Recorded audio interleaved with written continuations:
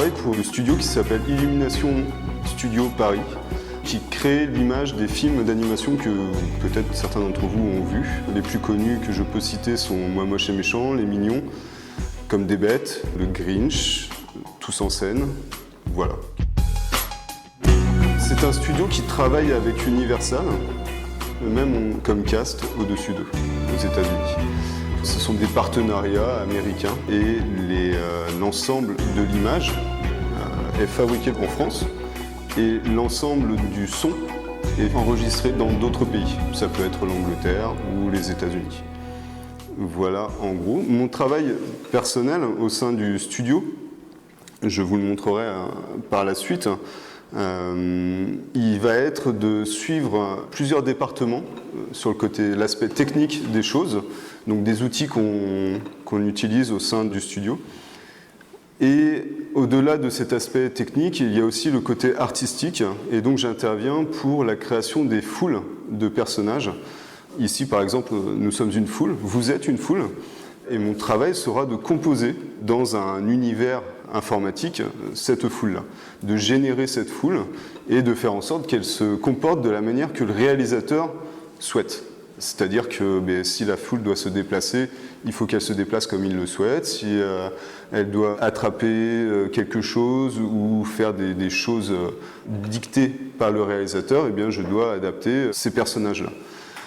Voilà, grosso modo, mon travail. Quand je vous parle de mon travail, il faut que vous compreniez que c'est une industrie. Comme une industrie, on prend l'exemple des voitures automobiles. Vous voyez une chaîne de la fabrication d'une voiture. Nous, on fabrique un film un peu comme un industriel ferait pour concevoir une voiture. C'est-à-dire qu'au début, il y a une idée. Et puis, à la fin, il y a le produit qui est là. Et c'est là où interviennent les départements, c'est que chaque groupe de personnes intervient sur une partie de ce film, une partie de cette industrie, et chacun de ces groupes-là est un département. Ici, je vous ai rapporté, donc je vous ferai, on peut peut-être d'ailleurs faire passer dès maintenant, hop, si vous le souhaitez, tenez. Donc ici, en fait, vous avez l'ensemble des départements, donc des groupes de personnes qui vont travailler à la fabrication d'un film. Il faut vous dire qu'on est à peu près 5 à 600 personnes par film à travailler sur un film. Donc tous ces départements-là représentent un groupe de personnes en général. Ça peut aller de 10 personnes à 40, 50 personnes par département. Et donc du coup, chacun d'eux intervient sur la chaîne de fabrication du film. Et sans un de ces départements, on aurait vraiment du mal à poursuivre la chaîne de fabrication. Donc au tout début, comme je vous disais, il y avait une idée. Il y a une idée qui en général se concrétise par ce qu'on appelle un script, un scénario. Il faut écrire cette idée, écrire le début et écrire la fin. Ensuite, au milieu, au cours de la production, on sera amené à un petit peu modeler, je dirais, le milieu du film. Mais en tout cas, voilà, il y a une histoire qui est là. Et sur cette histoire, il y a des personnages qui vont interagir la plupart du temps, il y a un décor à créer, et tout ça fait qu'on a besoin effectivement d'un grand nombre de personnes pour mener à bien le projet. Pouvez-vous préciser quelle est votre formation ? La formation. Alors, personnellement, je suis sorti donc du bac, j'ai un niveau bac plus 3. À la sortie du bac, j'ai intégré une école d'art pour laquelle j'ai fait une année, donc on appelle une année d'apprentissage, où on apprend vraiment toutes les techniques artistiques, dessin, je parle, vraiment que du dessin. Et donc l'histoire de l'art également, puisque c'est très important dans notre domaine. Un petit peu de technique, mais vraiment, quand je parle technique, c'est informatique. On avait un tout petit peu d'informatique et c'était vraiment histoire de nous aiguiller et de nous dire un petit peu vers quoi est-ce que ça pouvait tendre. Mais vraiment, la grosse partie de la formation au début, c'était de l'art. Et ensuite, derrière ça, j'ai enchaîné donc, sur 2 années supérieures pour obtenir mon diplôme. C'est un diplôme aujourd'hui qui se fait en 5 ans. Alors, je n'ai pas exactement le nom des écoles en tête. Il y a beaucoup d'écoles qui se lancent dans ce domaine-là. à savoir qu'en fait, la plupart du temps, vous allez avoir au début le même cursus qu'une personne qui va faire de l'architecture ou qu'une personne qui va faire de la sculpture.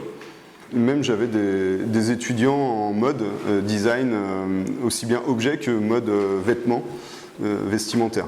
Donc il y a vraiment, la première année, c'est vraiment de l'art, ce qu'il faut comprendre de l'art vraiment général. On est sur un milieu totalement général. Et après, vous vous spécialisez. Et donc la plupart des écoles sont aussi bien sur le jeu vidéo, l'animation, donc les films d'animation. Du coup, au fur et à mesure, vous allez un petit peu vous réorienter ou vous orienter. Sachant qu'il y a des écoles publiques, il y en a notamment une, les Gobelins. C'est une école qui a un accès très difficile. Pour y rentrer, il faut présenter un très bon niveau, aussi bien compétences générales que des compétences artistiques. Vous avez ensuite beaucoup d'écoles privées. La plupart d'ailleurs des personnes qui rentrent au sein du studio aujourd'hui sont issues d'écoles privées. Je ne sais plus combien il y a de milliers d'étudiants qui sortent par an, mais c'est un chiffre qui est assez énorme. L'industrie du cinéma aujourd'hui dans le film d'animation, c'est à peu près 9000 emplois. Et donc du coup, une seule école publique ne peut pas répondre à cette demande, typiquement. Voilà pour les études. Après, il faut vraiment se dire que quand on est dans le milieu artistique, on a une obligation d'avoir une énorme culture dans nos bagages. Pourquoi ? Parce qu'on sera amené à travailler sur des sujets vraiment divers et variés. Et en fait, cette culture que vous allez apporter sera que du plus pour vous mettre en avant par rapport à d'autres. Et quand je parle de culture, je parle vraiment de mathématiques, forcément, puisqu'on est sur de l'informatique, ça va de soi, à l'anglais effectivement, mais également de l'histoire géo. Par exemple, Ratatouille, je ne sais pas si vous l'avez vu, c'était les studios Disney, c'était un petit rat qui se baladait dans les rues de Paris. L'équipe qui était américaine, qui travaillait sur ce film, a été obligée de venir sur Paris, étudier l'histoire de Paris, les catacombes, vraiment l'histoire de Paris, pour produire un film. Et pourquoi ? Tout simplement pour que ça soit crédible en fait. Quand vous regardez, vous, un dessin animé ou un film d'animation ou même un film lambda, si vous aimez ou non ce film, c'est la crédibilité du film. En fait, un film que vous n'allez pas apprécier ou dont vous serez un petit peu détaché, c'est tout simplement qu'il n'aura pas réussi à se vendre au niveau de la crédibilité, et du coup vous serez détaché de ce film-là. Donc plus un film sera près de l'histoire, du lieu et des personnages qu'il y a, plus vous croirez en ce film en fait, tout simplement. Et de la biologie également. Pourquoi de la biologie ? Parce qu'un personnage, il se meut. Et quand on crée un personnage, alors quand on crée un humain, c'est simple. On sait tous comment un humain se déplace. On peut prendre une caméra, on peut le filmer, on va le savoir. Mais quand vous allez créer un personnage, notamment je crois qu'en dessin vous faites plusieurs chimères de personnages de temps en temps, et bien quand vous allez réfléchir à créer ce personnage-là, et quand nous on réfléchit à créer ce personnage-là, et bien on se pose tout un tas de questions. Comment il se nourrit ? Comment il se nourrit va forcément induire comment il se déplace, comment il chasse. Comment il se déplace, ça veut dire quelle musculature il va avoir, quelles articulations il va avoir. Et en fait, tout ça fait que votre personnage est crédible ou ne l'est pas. Très bien. Avant de passer à la prochaine question d'Olivier, est-ce que votre parcours est assez classique ou est-ce qu'il y a d'autres parcours, d'autres façons d'accéder à votre métier ? Alors, mon parcours est très classique pour le côté artistique. Pour mon côté technique, là je dois beaucoup à mon studio, qui m'a formé et qui m'a poussé sur des formations et de l'apprentissage que je n'avais pas à la base. Et grâce à eux, j'ai pu m'acquitter d'un bagage technique que je n'avais pas. Alors, pour le côté technique, l'emploi que j'occupe actuellement, on sera plutôt sur des formations d'ingénierie en informatique. Et également, pour aller encore un peu plus loin que ce que je fais moi à mon niveau, il y a énormément de personnes qui travaillent au studio, qui sont ingénieurs informaticiens, qui travaillent au développement vraiment spécialisé des programmes. Et là, on est sur beaucoup moins d'artistique mais beaucoup plus de mathématiques, d'informatique et de technique. Est-ce que vous pouvez nous dire où votre métier peut-il se réaliser? En fait, pour la fabrication d'un film, on est très large. En fonction de chacun poste occupé, il y en a certains qui peuvent être dans les studios de Paris, là où il y a, je dirais, 80% de la production qui est fabriquée. Et puis, il va y en avoir d'autres, comme moi, qui vont être en télétravail. Donc moi, je travaille ici, sur la région. Je ne vais jamais sur Paris depuis qu'on est là, donc maintenant 3-4 ans, je crois. Et puis... vous travaillez de chez vous? Oui. C'est-à-dire devant un ordinateur? Oui, tout à fait. Par téléphone? Non, par téléphone très peu. On fait beaucoup de réunions via des logiciels qui nous permettent d'être en conférence, et donc un petit peu comme on est tous là actuellement en train de discuter, bien là on est tous derrière un écran en train de discuter effectivement. Mais oui, la plupart sont soit sur place, soit en télétravail, et quelques-uns dans des pays différents. Voilà, il peut y en avoir un peu. Quand on a fait Mario, par exemple, il y en avait quelques-uns qui étaient au Japon. Ça dépend après de la production qu'on va faire, en fait. Est-ce que votre métier nécessite des déplacements? Personnellement, je n'ai pas besoin de me déplacer. C'est pour ça que le télétravail m'a été autorisé il y a quelques années. Et certaines personnes ont besoin de se déplacer, notamment le réalisateur d'un film. Il a besoin de se déplacer déjà parce que, comme je disais, en France, on fait l'image, mais par exemple en Angleterre, si on fait la bande-son, donc on enregistre les voix, ou aux États-Unis, qu'on enregistre les voix, eh bien, il faut que le réalisateur aille enregistrer les voix aux États-Unis. Et puis après, il nous les ramène. Alors, c'est pas lui dans son bagage, mais en tout cas, il nous ramène les voix pour adapter au personnage. Donc, le réalisateur, lui, est amené à beaucoup voyager. Et qu'est-ce que vous préférez de votre profession? Quels sont les avantages? Wow. C'est vaste. Posez la question inverse, après soyez très tranquille. Ne vous inquiétez pas, il y a des inconvénients aussi. Les avantages, je dirais que vous travaillez énormément le côté créatif.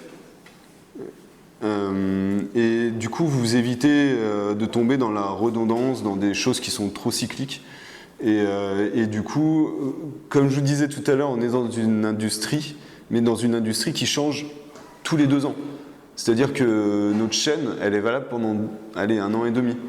Et puis après, on va avoir des nouveaux problèmes, on va avoir des nouveaux personnages, il va falloir réfléchir à de nouvelles manières de comment est-ce qu'ils se comportent, de comment le traduire à l'image. Et donc du coup, tous les 2 ans, on est obligé de se remettre en question sans arrêt et de revoir les techniques, les mises à jour également de logiciels qui sont très fréquentes, trop fréquentes d'ailleurs. Ça pourra peut-être être envoyé. Mais c'est vrai que en fait, dès qu'une mise à jour est faite sur un logiciel ou sur un matériel informatique, eh bien, nous, ça nous demande à être adapté, puisqu'on a des langages de nos petits scripts. Je crois que vous faites un petit peu de programmation d'ailleurs. Donc nos petits scripts demandent à être mis à jour régulièrement. Donc ça, c'est chouette. Et c'est un inconvénient, ça me permet de basculer sur le côté inconvénient. C'est que du coup, rien n'est jamais stable en fait. Tous les 2 ans, ça change. Et donc tous les 2 ans, il faut retrouver la motivation, retrouver la pêche, retrouver ce qui nous fait vibrer en fait, et sans arrêt retourner, remettre en question ce qu'on avait acquis il y a 2 ans, et ça a rebougé et voilà. Donc c'est quelque chose qui est super intéressant, mais c'est vrai qu'au bout d'un moment, ça peut produire un peu d'agacement également. Donc voilà, c'est un peu le super truc et le moins bon truc. Est-ce qu'il y a d'autres avantages ou d'autres avantages Alors d'autres inconvénients, j'en vois un, ça peut être le côté social. Je vous ai dit, on est 600 à peu près à travailler sur une production. C'est des chiffres qui ne sont pas forcément à prendre à la lettre, hein. C'est des ordres de grandeur. Mais voilà, on est beaucoup à travailler sur une production. Mais en même temps, comme je vous ai montré, on est chacun dans des départements, dans des groupes de personnes, et les groupes ne se parlent pas forcément entre eux, et donc du coup, on est une petite équipe dont on se voit tous, mais ça se mélange pas énormément. Par exemple, si vous avez un commerce, vous allez voir une clientèle toute la journée différente, vous allez pouvoir engager des conversations différentes. Nous, ça parle toujours boulot et c'est toujours avec les mêmes. Donc c'est vrai que ça peut être voilà, une source de frustration, peut-être. Voilà, au niveau des avantages, je retrouve un autre. Si, il y en a un qui est énorme, c'est la culture, comme j'ai dit au début en fait. Culturellement parlant, c'est génial. Enfin, tous les 2 ans, vous avez encore une fois des recherches différentes, mais ça vous apprend énormément de choses. Alors, ça saute peut-être pas aux yeux, mais déjà, il y a énormément de vocabulaire que je connaissais pas avant. De fait de faire des films et de fait d'écouter, c'est des conversations de tous les jours, donc c'est du vocabulaire qui vient en plus. En anglais je parle, mais également au niveau de l'histoire, au niveau des pays, de la richesse des pays. Par exemple, quand on fait un Moi moche et méchant sur le carnaval asiatique chinois, c'est des choses sur lesquelles il faut se renseigner. Et donc du coup, on ouvre, comme vous tous j'imagine, en premier un dictionnaire, ensuite on va fouiller un petit peu dans les bibliothèques ou dans les bouquins, ce qui est écrit et ce qu'il est dit, et puis ensuite on regarde des émissions sur la Chine, on regarde des émissions sur tel ou tel pays, sur tel ou tel événement, et du coup on s'en inspire, et c'est de la richesse culturelle. Voilà. Et ça c'est chouette. Encore un avantage ? Le temps, je pense. Par rapport, alors là c'est peut-être un avantage qui est plus lié à mon studio, mais forcément on a un début de production et une fin de production. Comme je vous ai dit, à peu près 1 an et demi. Mais on a le temps de faire les choses. Et ça c'est chouette, parce que il y a beaucoup de métiers pour lesquels, de temps en temps, les gens n'ont pas le temps d'approfondir, n'ont pas le temps, on l'entend souvent, ça peut être une source de crispation. Nous, pour le coup, on a ce temps-là qui nous est possible. Et ça c'est vraiment agréable, parce que du coup ça nous permet encore une fois de prendre le temps de se renseigner sur telle ou telle chose, de prendre le temps de se former également à tel ou tel logiciel, à tel ou tel code source. Enfin, voilà.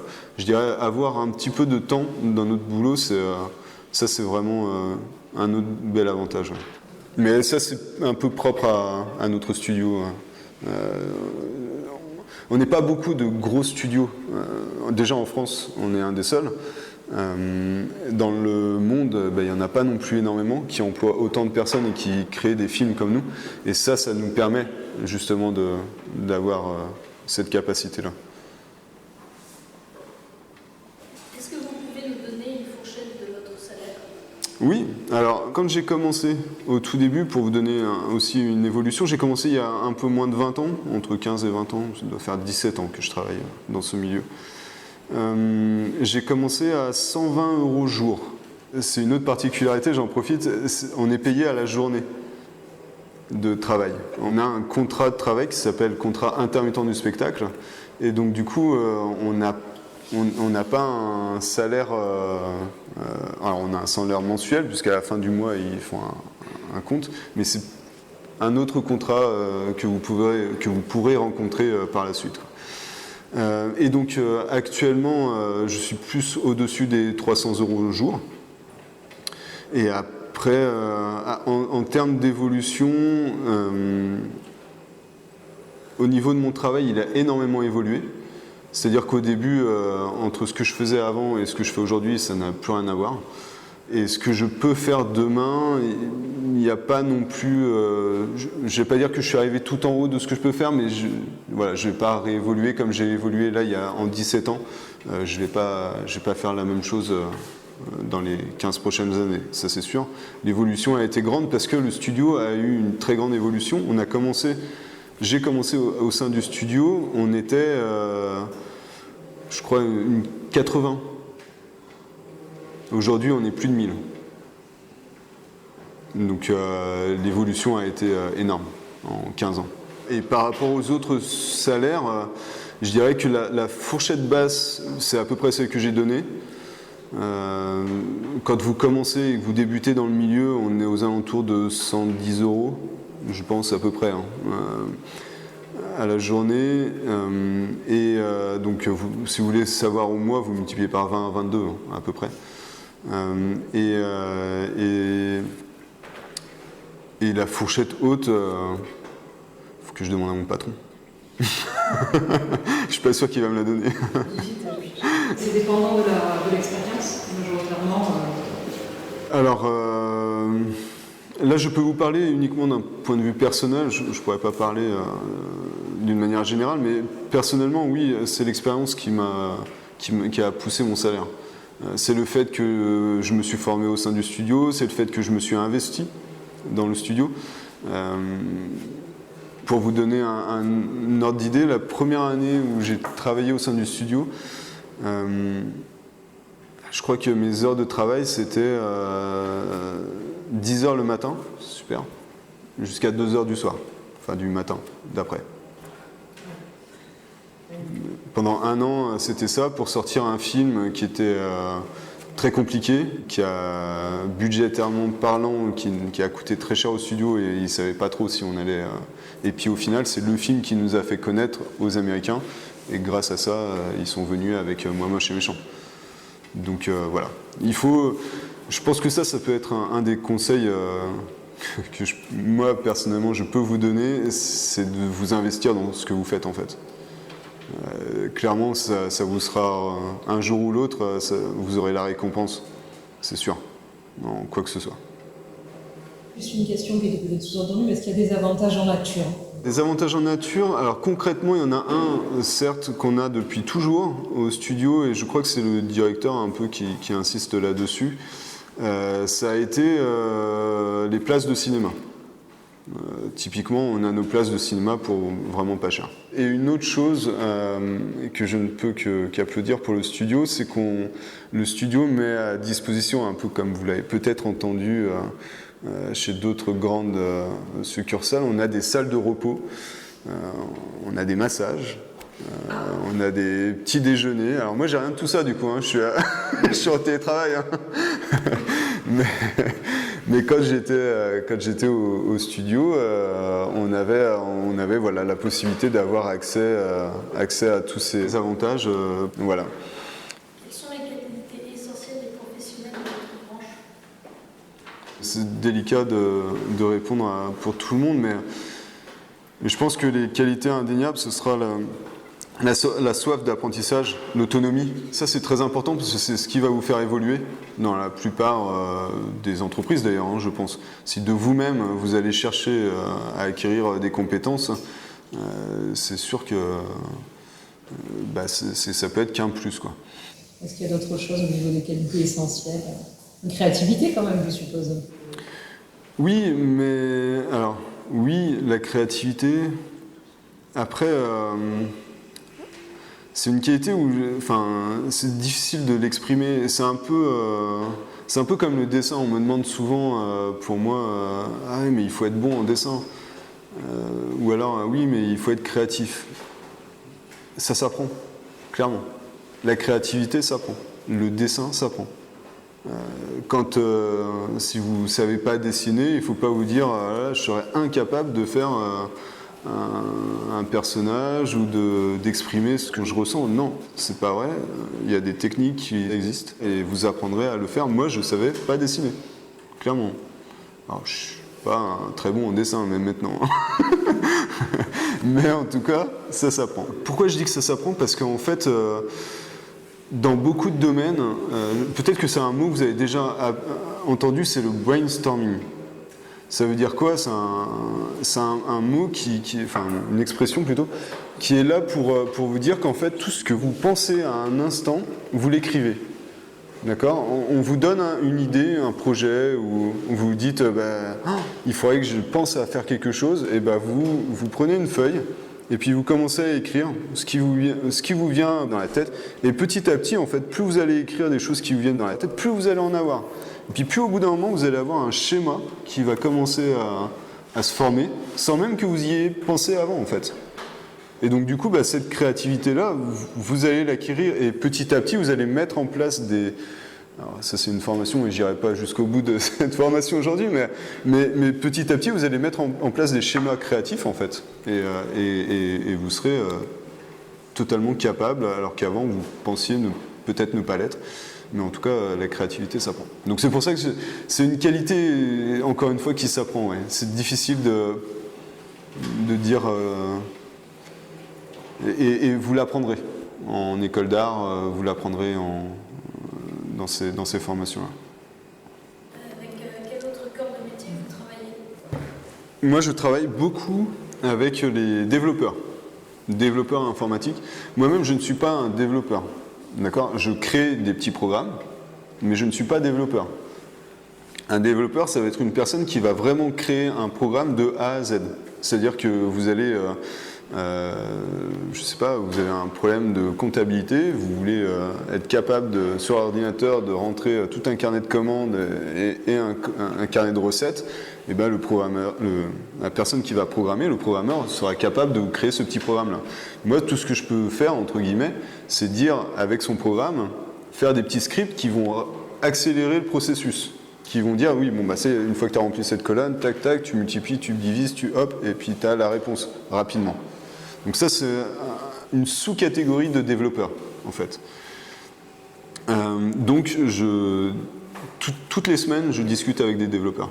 Et de très bons développeurs, on en a même qui ont été à la base de très très gros logiciels. Et ça, c'est très chouette. Discuter avec des pointures comme ça, c'est vraiment alors après, bien sûr, il faut aimer ça, hein, bien entendu. Mais c'est un peu comme si vous aimez un sport et que vous rencontrez votre idole, quoi. Personne qui est top, au top niveau de ce sport. Donc là, c'est un peu ça. Nous, on est amené à rencontrer des gens de cet ordre-là. Et, heureusement que j'y pense, parce que sinon, je me serais fait taper sur les doigts, les réalisateurs. La plupart des réalisateurs qui font nos films sont des grandes pointures. C'est vraiment la personne qui a créé le film, et donc ça veut dire qu'à la base il avait cette idée-là et il vous a emmené, il a emmené toute son équipe, là, les 600 personnes, il les a pris à bout de bras, hein, parce qu'il est vraiment là pour tout le monde, hein. Et il les a pris à bout de bras, il les a emmenés pendant 2 ans, et encore lui ça fait 3 ans qu'il travaillait sur le projet, hein. Il les a emmenés pendant 2 ans à fabriquer ce que lui il a imaginé, et donc il a adapté chaque personne, entre guillemets, à sa vision des choses, et il a adapté son film peut-être aussi en fonction des visions de chacun. Et donc ça, travailler avec eux, c'est vraiment très chouette. Selon vous, quelles sont les prochaines perspectives d'emploi dans les 10 prochaines années? Allez-vous être remplacé par l'intelligence artificielle, monsieur Béardin? Eh bien ça aussi, ça faisait partie d'un point que j'aurais abordé un peu plus tard. Je pense qu'il y aura une évolution, c'est sûr, c'est certain. Comment ça va évoluer ? Je ne peux pas vraiment vous le dire. Et même nous, au sein du studio, on fait énormément de tests pour tester des évolutions à venir. Et il y en a qu'on abandonne très vite, il y en a qu'on retient. Et de là, en fait, l'artistique, on le connaît depuis, je dirais, les Cro-Magnons presque. Qui dessinaient dans les caves. Alors, ils ne dessinaient pas des dessins pour faire des bandes dessinées, hein, on est d'accord. Hein. Mais en tout cas, ils avaient un besoin d'expression qu'aujourd'hui, on fait passer dans nos films également. Et qu'un poète va faire passer dans son poème. Je veux dire, si on fait des films aujourd'hui, c'est pas uniquement pour amuser la galerie. C'est pas uniquement pour vous faire rire. C'est aussi pour passer des messages derrière. Vous allez grandir avec ces films. Nous, on a grandi avec Le Roi Lion, on a grandi avec des dessins qui ont porté une culture occidentale qu'on représente, et que demain, vous allez représenter cette culture parce que vous grandirez avec les outils que vous avez aujourd'hui, avec les dessins que vous avez aujourd'hui. Et l'art, en fait, je pense, elle sera toujours là. Ça évoluera, c'est sûr. Dire comment ça évoluera, je ne sais pas. Je ne pourrais pas répondre. Après, il faut y aller. Il faut y aller. Et puis dans tous les cas, je vous ai dit, vous avez encore un peu le temps. Si c'est quelque chose qui vous plaît, à savoir que dans tous les cas, je vous ai donné à peu près les bagages. Ça veut dire quoi? Ça veut dire qu'il faut que vous bossiez dans toutes les matières. Donc, clairement, il n'y a rien à laisser de côté. Donc, du coup, voilà, il faut juste vous dire, ça va évoluer et j'évoluerai avec. Comme moi, j'évolue. Les méthodes que j'employais il y a 15 ans ne sont pas les mêmes qu'aujourd'hui. Donc, notre métier évolue. Par exemple, un exemple tout simple.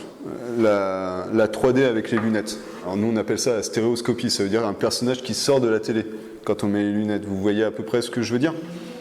Eh bien, ça n'existait pas quand j'ai commencé à travailler. Ce procédé-là n'existait pas. Et aujourd'hui, on ne fait plus que ça, et demain, on va peut-être l'abandonner, au détriment d'un autre projet, d'un autre... Il y a 4 ans, on pensait tous qu'on n'allait plus avoir de salle de cinéma. Avant le Covid, on s'était tous dit, le cinéma, c'est fini. Les gens auront tous leur casque, ils auront leur télé dans les lunettes, ils auront... Et puis au final, non, ça y est encore. Alors il y aura peut-être autre chose, ça sera peut-être remplacé, mais il y aura toujours besoin de quelqu'un pour créer une expression, un sentiment, une émotion, et faire partager quelque chose, quoi. Est-ce que vous pensez qu'avec l'intelligence artificielle, certains domaines vont disparaître ou seront remplacés par quelque chose de plus automatisé?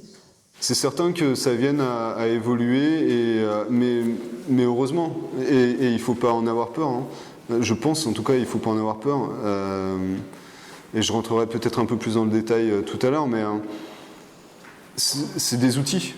Je veux dire, avant, on était tous à cheval pour se déplacer. Ensuite, on a eu la voiture, et puis les avions, et puis demain, on aura peut-être quelque chose d'autre. Il faut s'en servir comme un outil de travail, voilà. Est-ce que vous pouvez nous décrire une journée de votre travail? Journée type. Une journée type, alors, après avoir déposé les enfants. On commence à quelle heure alors? Alors, à quelle heure je commence? Ça, c'est très variable. Mes horaires sont très variables aujourd'hui. En général, on est payé pour 8 heures par jour de travail. Moi, je dis que c'est très variable parce que vu que c'est moi qui dépose les enfants à l'école, qui vais les chercher, j'adapte en fait mes horaires. J'ai la possibilité d'adapter mes horaires en fonction de mes déplacements. Mais voilà, en général, c'est 8 heures par jour. Et donc, ma journée, elle va commencer par de la réflexion. Au début, le matin, c'est beaucoup de réflexion pour, entre guillemets, automatiser l'après-midi. Pourquoi? Parce que c'est le matin que je suis un peu le plus efficace, en tout cas. Et donc du coup, malheureusement, on me pose beaucoup de réunions aussi le matin. Donc il faut arriver à jongler avec les réunions. Mais en général, voilà, ma journée, en fait, je regarde tous les problèmes qui sont arrivés par les départements dans la journée précédente ou les semaines précédentes, s'il m'est rien arrivé dans la journée. Je regarde tous les problèmes qui sont à résoudre, parce que je les avais notés sur un cahier ou parce que je m'étais dit il faudrait faire évoluer telle ou telle chose.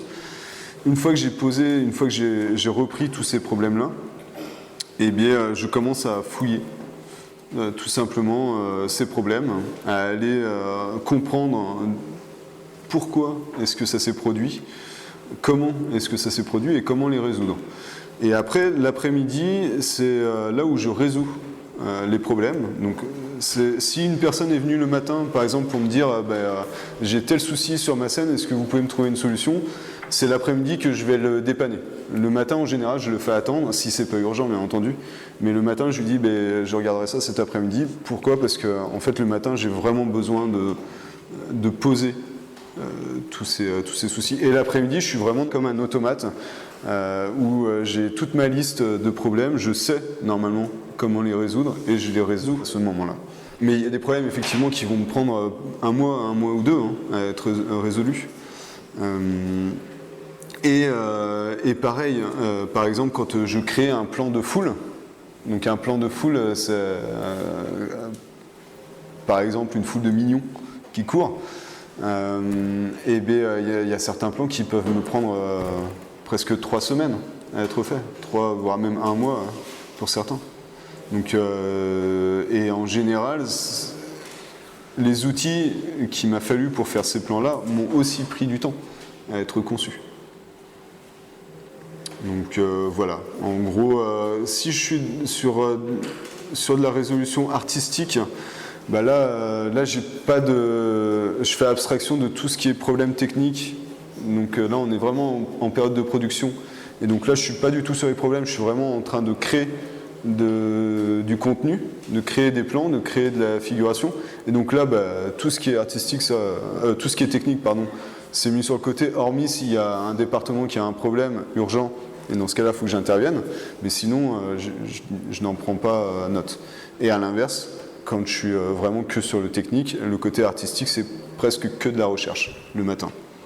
Le matin où là, je regarde le réalisateur, par exemple, qui veut une foule de mignons qui escalade les pyramides de Gizeh. Et il faut savoir comment est-ce qu'une foule de mignons peut escalader les pyramides de Gizeh. Les mignons, ils font cette hauteur-là. La pyramide, comment est-ce qu'on va retranscrire ça à l'écran, parce qu'à un moment donné, on peut pas avoir des fourmis non plus. Enfin, il faut réfléchir à ce genre de problèmes qu'on peut rencontrer. Bien, vous avez apporté un premier alors ? Oui, j'en ai même apporté 2. Ces 2 objets qui sont par la forme qui ne sont pas du tout ressemblants, mais par contre qui vont me permettre de parler de la même chose.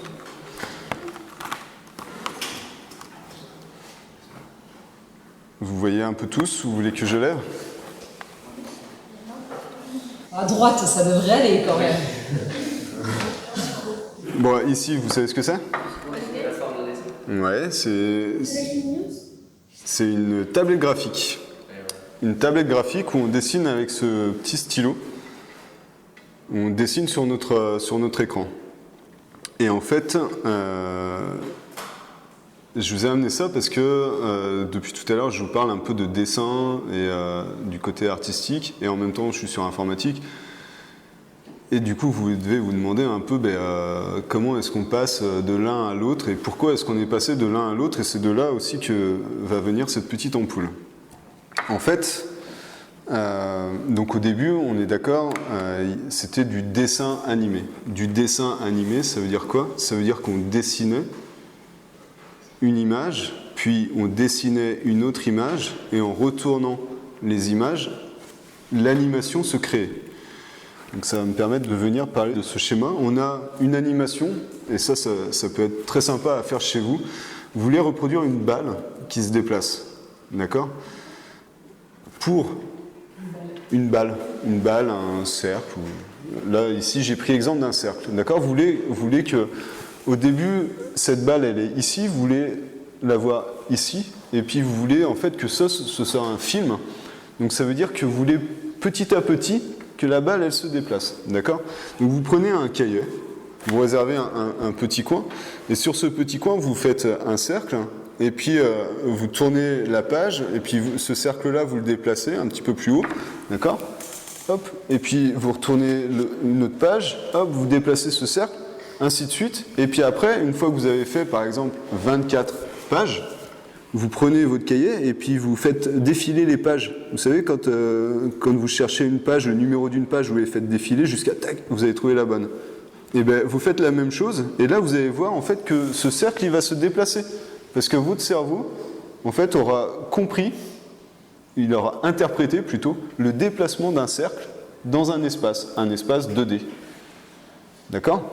Et donc après, tout ça pour un film.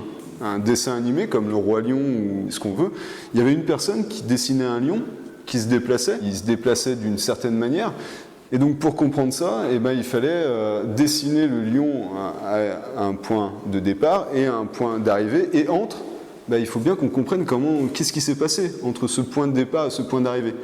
D'accord ? Donc là, il y avait une personne qui faisait toutes les images intermédiaires et ainsi de suite, et vous imaginez le nombre d'heures de travail, et là par contre c'était des personnes très très pointues.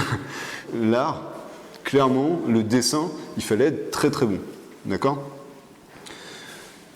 Et après est arrivée l'informatique. L'informatique, on a exactement les mêmes intentions, mais par contre, on a réussi à intégrer un univers qui est encore mieux, c'est la 3 dimensions. C'est-à-dire qu'on n'est plus sur une image plate, mais on peut intégrer de la perspective à l'intérieur. D'accord ? Vous avez une réelle échelle.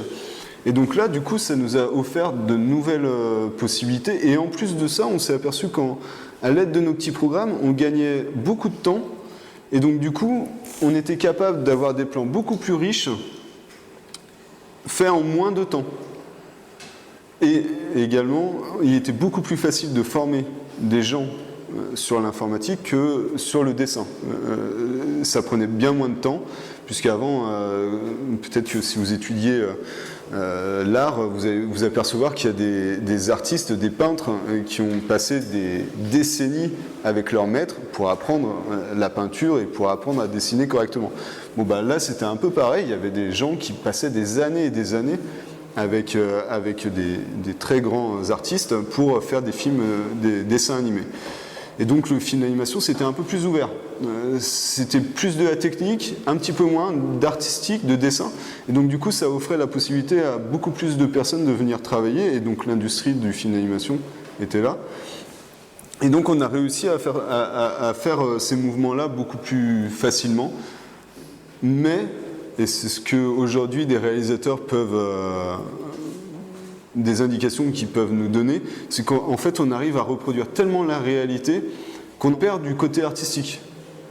Et donc du coup maintenant le travail il est plus sur l'inverse, il est d'enlever du détail, il est d'enlever du réel pour vraiment récupérer de l'artistique et être sur de la simplicité comme on était là, puisque, bon là j'ai fait un cercle, on est d'accord, c'est pas un chef-d'œuvre. Mais il y a des très bons... Par exemple, le dessinateur d'un film qui va sortir, Migration, il dessine un canard avec 6 traits de crayon. Il fait 6 traits de crayon, il a son dessin de canard. Et c'est génial, c'est super, c'est magnifique, c'est très très beau. Et donc du coup, lui, ce qu'il veut, c'est de la simplicité. Et nous, quand on arrive avec la 3D et qu'on met toute une foule de canards, une foule de détails, plein d'arbres, de végétation, bah, c'est trop riche pour lui en fait.